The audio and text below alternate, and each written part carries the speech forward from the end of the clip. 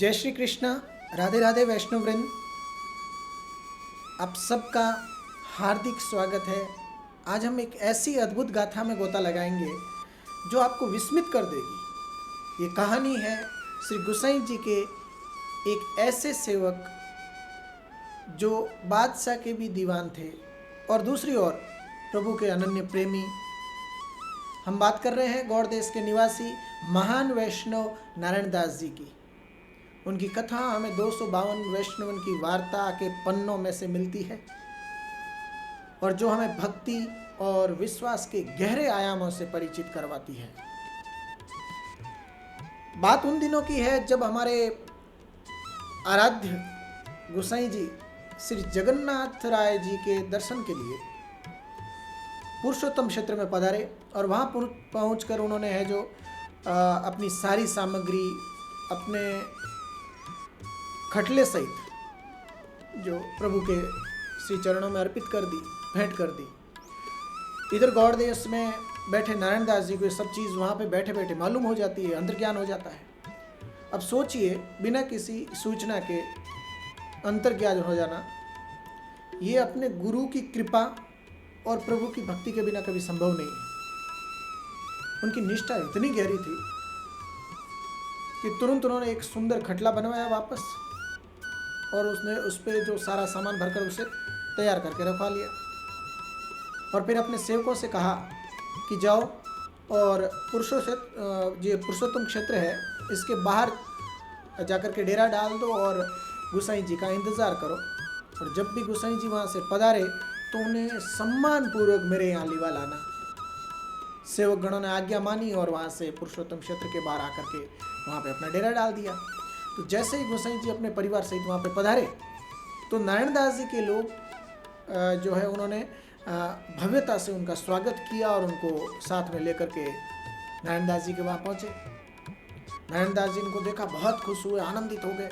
उनके मन में भाव आया कि ये जो सुंदर खटला है ये मैं गोसाई जी को अर्पित करूं। उन्हें पता था कि प्रत्यक्ष रूप से किया तो हो सकता है गोसाई जी मना कर दे, तो उन्होंने मानसिक रूप से उनको अर्पित कर दिया। और फिर है जो जब गोसाई जी वापस श्री गोकुल जी के लिए वापस पधारे तब नारायण दास जी ने अपने मनुष्यों को आज्ञा की कि भाई जाओ और सारा द्रव्य और खटला है वो गोकुल पहुंचा दो। तो गोकुल पहुंचा दिया गया। ऐसे कैसे एक घटना और आती है कि एक बार नारायण दास जी ने गोसाई जी को विनती पत्र भेजा कि प्रभु पधारिए, बहुत दिन हो गया, इतने समय तक आप पधारे नहीं, अपने शिष्यों को संभालिए।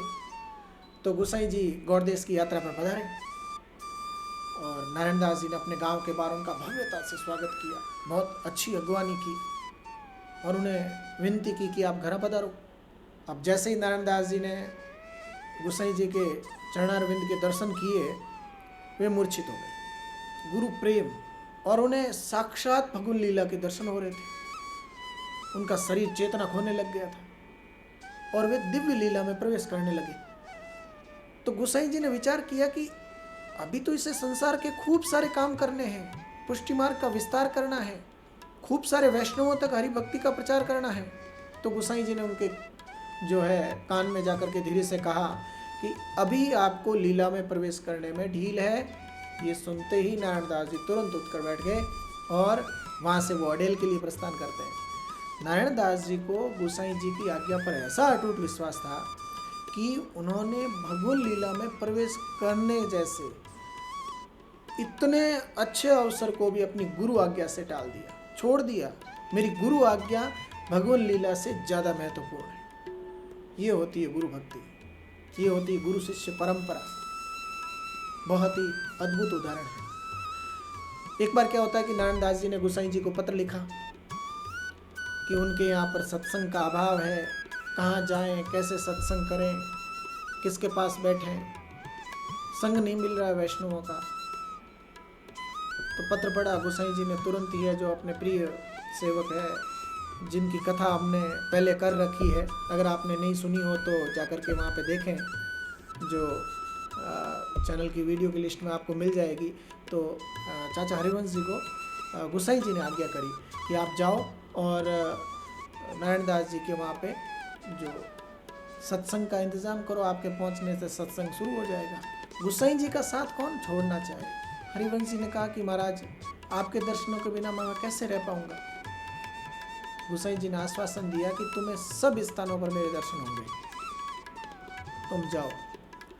गुरु जी की आज्ञा थी, आश्वासन था और उन्हें विश्वास भी था। चाचा जी चल दिए और नारायण दास जी के यहाँ पे आ पहुंचे। तो चाचा हरिवंश जी है, उन्होंने नारायण दास जी को वैष्णवों के जो रीति रिवाज, आचार विचार सारे के सारे निर्देशित करवाए। उन्होंने नारायण दास जी के यहाँ पर जो है वैष्णवों के ठहरने के लिए एक पृथक आवास की व्यवस्था करवाई कि भाई वैष्णव आए तो यहाँ पे ठहर सके, ऐसी व्यवस्था हो। वैष्णव साथ में रुकने करने में उनके जो, क्योंकि परिवार के साथ में रुकने में थोड़े व्यवधान आते हैं, तो उनके लिए पृथक आवास की व्यवस्था करो। ठाकुर जी की सेवा के लिए अलग से एक मंदिर भी तैयार करवाया। फिर चाचा हरिवंश जी है वो, उनके सत्संग का वो प्रभाव था कि नारायण दास जी अपनी पत्नी के साथ मिलकर भगवत सेवा में पूर्ण लीन रहते। रोज चाचा जी और नारायण दास जी वार्ता करते, तो उस वार्ता में भगवान लीला की जो भगवान लीला की कृपा, उसमें वो अपना देहानुसंधान भूल ही जाते थे। उनका सारा ध्यान केवल भगवत वार्ता पे, कहाँ बैठे हैं, कैसे हैं, शरीर कहाँ, कुछ भी पता नहीं। ऐसे वार्ता करते करते बहुत लंबा समय व्यतीत हो गया। एक दिन चाचा हरिवंश जी है, उन्होंने ठाकुर जी से विनती की कि महाराज नारायण दास लीला के दर्शन करके मूर्छित हो जाता है, अभी इन्हें बहुत सारे काम करने हैं। तब श्री ठाकुर जी ने नारायण दास जी को इस देह में रहते हुए, मूर्छित हुए बिना लीला का अनुभव कराना शुरू कर दिया। अब उन्हें मूर्छा नहीं आती थी, वे एकदम जागृत अवस्था में रहते थे और लीला का भी अनुभव करते थे। तो चाचा जी की विनती, गुरु भाई की कृपा और गोसाई जी की कृपा, उनका ही फल था और उस फल का आस्वादन हमारे नारायण दास जी महाराज कर रहे थे। एक बार की बात है कि नारायण दास जी की पत्नी भी बहुत बड़ी भगवदीय थी और वे निरंतर भगवत सेवा में लीन रहती थी। जो भी वैष्णव आते उनकी सेवा करती रहती और उसमें खुश रहती। एक बार जब ये चीज़ ठगों को पता चली तो 4 ठगों ने निर्णय किया कि हम वहाँ पे जाएंगे, वैष्णव रूप धारण करके नारायण दास जी के घर में रुकेंगे और मौका पाते ही है जो वहाँ पे जो भी है वहाँ से लूटपाट करके निकल लेंगे। तो नारायण दास जी एक दिन राज दरबार में गए, पीछे सिर्फ पत्नी थी उनकी घर पे, तो वो सेवा में रत थी। उन्होंने मौका पाया, ठगों ने है जो भगवत वार्ता सुनाई। भगवत वार्ता सुनते ही उनको इतना आनंद आया कि वो सुध बुध भूल गई, बेहोश हो गई। तो उन ठगों ने क्या किया कि उनके गले में रस्सी बांध करके लगा हो कि फांसी लगाई हो और ऊपर लटका करके घर में जो द्रव्य था लेकर के भागे तो सामने से नारायण दास जी महाराज आ रहे थे। उन्होंने कहा भाई वैष्णव जनों कहाँ जा रहे हो, घर से भेंट वगैरह ली नहीं, ऐसे ही जा रहे हो। नारायण दास जी को सब पता था कि क्या करके आ रहे हैं, क्योंकि वो तो वैष्णव थे, दिव्य वैष्णव, गोसाई जी की कृपा पाते, साधारण हो कैसे सकते हैं। तो वो कह रहे थे कि महाराज जाने दीजिए, कि नहीं, घर चलो, प्रसाद लो, मेरे से विदाई की भेंट लो, फिर जाना होगा। घर लेके गए तो देखा कि घर पे तो कोतवाल मचा हुआ है। जो है नारायण दास जी की पत्नी है, वो फंदे से ऐसी हालत देखी, उन्होंने नीचे उतरवाया और वो तो उन्होंने कहा कुछ नहीं हुआ है, ये भगवान लीला में खोई हुई है। उन्होंने उन ठगों को वैष्णव वेश में होने के कारण उन्हें सजा देने की जगह चरणामृत लिया और उसका आस्वादन करवाते ही प्रभु का चरणामृत हो उठ बैठ गई। उन्होंने ठगों को है जो भेंट के साथ में जब रवाना करने को बोला तो वो पैरों में पड़ गए और रोने लगे कि प्रभु हमसे गलती होगी और हमें भी है जो आपके रास्ते पर चलाओ, हमें हमारे गुरु बनो। उन्होंने कहा कि मैं नहीं बन सकता, जाओ। उन्होंने एक पत्र लिख के दिया और गोसाई जी के पास में भेजा। ठग थे, वैष्णव कृपा से वैष्णव पथ पे चला दिया। ये होती है गुरु कृपा, ये होती है वैष्णव कृपा। वैष्णव हृदय से बहुत दयालु होते हैं। गिरे से गिरे, पतित से पतित को भी उठा करके और हरि चरणों की तरफ अग्रसर। एक बार की बात है कि श्री गोसाई जी गौड़ देश में नारायण दास जी के यहाँ पे ठहरे थे, तो नारायण दास जी हर पल उनकी सेवा करते रहते थे, जिसके कारण राज दरबार में उनका जाना आना कम हो गया। बादशाह को पता चला कि नारायण दास कम क्यों आते, तो उनको पता चला कि उनके गुरु आए हुए हैं, तो बादशाह ने उन्हें छूट दे दी कि तुम्हारे गुरु की सेवा में रहो, यहाँ पे आने की कोई ज़्यादा आवश्यकता नहीं है। अब छूट तो दे दी, लेकिन बादशाह सिराहा नहीं गया। दूसरे दिन वो कहते हैं कि नारायण दास जी जब राज दरबार में गए थोड़ा समय निकाल के, तो बादशाह ने कहा कि हमें भी तुम्हारे गुरु के दर्शन करवाओ। तो उन्होंने जाके गोसाई जी से निवेदन किया कि बादशाह ऐसा बोल रहा था, तो गोसाई जी ने स्वीकृति दी। अब नारायण दास जी बादशाह को लेकर के घर आते हैं और गोसाई जी के दर्शन करवाते हैं। हर साल की भांति इस वर्ष भी 1 लाख रुपए जो नजराने के थे वो बादशाह को नारायण दास जी को देने थे। तो नारायण दास जी ने वो 1 लाख रुपए लिए और बादशाह को कहा कि भाई आपका ये नजराना, आप घर पधारे और हर वर्ष मैं देता हूँ, आप लेते पधारें। तो बादशाह ने कहा कि मैं तुम्हारे घर नजराना लेने नहीं, मैं तो गुरु जी के दर्शन करने आया हूँ, इसलिए अब इन रुपयों को गोसाई जी को भेंट कर दो। ये तो साक्षात कन्हैया लाल है, ये तो साक्षात ठाकुर जी है, हमें तो इनकी प्रसादी वस्तु ही चाहिए। तब गोसाई जी ने बादशाह को अपना प्रसादी ऊपरना वस्त्र का टुकड़ा है वो दिया, जिसे बादशाह ने आजीवन अपने मस्तक पर पगड़ी के रूप में धारण करके रखा। ये गोसाई जी के प्रभाव का परिणाम था। जब भी गोसाई जी नारायण दास जी के घर चलते या चलने का विचार करते वहां से रवाना होने का, तो उस समय नारायण दास जी को मूर्छा आ जाती। अब गुरु को कौन जाने दे सकता, और वो भी साक्षात परमेश्वर के रूप में आपके घर पे विराजमान है, उनको आप जाने दे दोगे? मूर्छा आ जाती थी। गोसाई जी ने चाचा हरिवंश जी से कहा कि तुम नारायण दास जी को श्रृंगार रस का उपदेश करो, उन्हें प्रतिदिन संयोग की वार्ता सुनो, और हम भी इन्हें प्रतिदिन दर्शन देते रहेंगे, क्योंकि संयोग रस के अनुभव के बिना भगवत सेवा पूर्ण नहीं होती है। तो चाचा जी के सत्संग से नारायण दास जी को संयोग रस का अनुभव हुआ, वे भगवत सेवा में और गहरे लीन हो गए। यहाँ तक कि ये हालत हो गई थी कि वे अपने राज कार्य को भी भगवत सेवा ही मानने लगे थे। संसार में जितने भी काम होते थे उन्हें वे सब भगवान की सेवा लगती थी, और वो भगवान की सेवा की तरह ही करते थे। हर स्थान पर उन्हें प्रभु और प्रभु की लीलाएं और भगवान की भक्ति की स्फूर्णा होती रहती थी। ऐसे थे हमारे नारायण दास जी महाराज। इतने गुरु की कृपा और गुरु भाइयों की कृपा को उन्होंने अपने जीवन में पाया।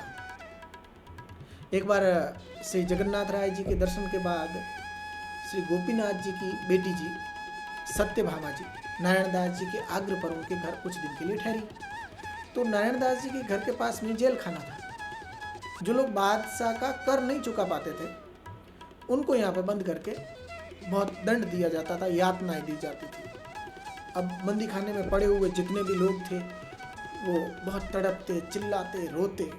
जब बेटी जी ने ये तड़पन सुनी तो उनके हृदय वो करुणा जग गई कि भाई ऐसा दर्द, तो इन कैदियों को छुटकारा नहीं होगा तब तक मैं प्रसाद ग्रहण नहीं करूंगी, मुझे भोजन नहीं लेना है। ये सुनकर गांव के अन्य वैष्णव जन थे, उन्होंने भी भोजन लेना बंद कर दिया।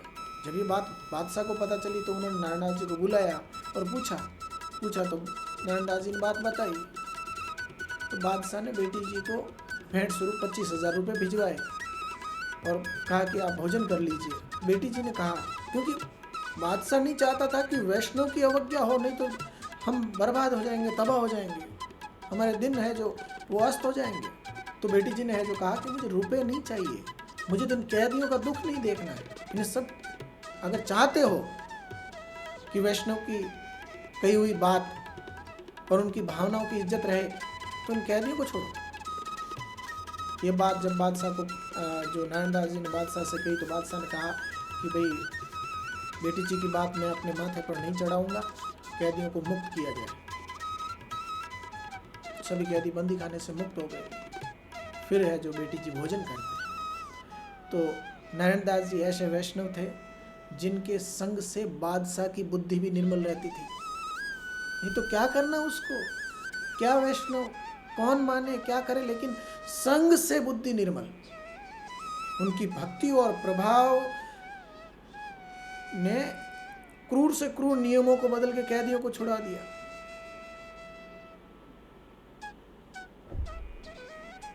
नारायण दास जी का जीवन हमें सिखाता है कि भक्ति किसी पद, धन आदि चीजों की मोहताज नहीं होती है। ये हृदय का शुद्ध भाव है, जो ऐसा भाव है जिससे हम प्रभु को प्राप्त कर सकते हैं। ये चाबी है भगवत भक्ति की। उनकी कथा हमें गुरु कृपा, सत्संग आदि चीजों को समझाती है और लौकिक जीवन में भी भगवत अनुसंधान करने की प्रेरणा देती है कि जो हम सामान्य जीवन जी रहे हैं वो भी तो भगवान की ही कृपा है। उनकी विनम्रता, निष्ठा, दूसरों के प्रति उनकी करुणा का भाव, ये सब हमें स्मरण कराता है कि एक सच्चा भक्त केवल अपने लिए ही नहीं, पूरे जगत के कल्याण के लिए जीता है। नारायण दास जी जैसे महान भगवदीय और उनसे प्रेरणा लेकर के हम लोग भी अपने जीवन को भक्ति और सेवा के मार्ग पर अग्रसर करें, इस कोशिश में लगें। भगवान से प्रार्थना करें कि प्रभु हमें भी ऐसा पद दीजिए।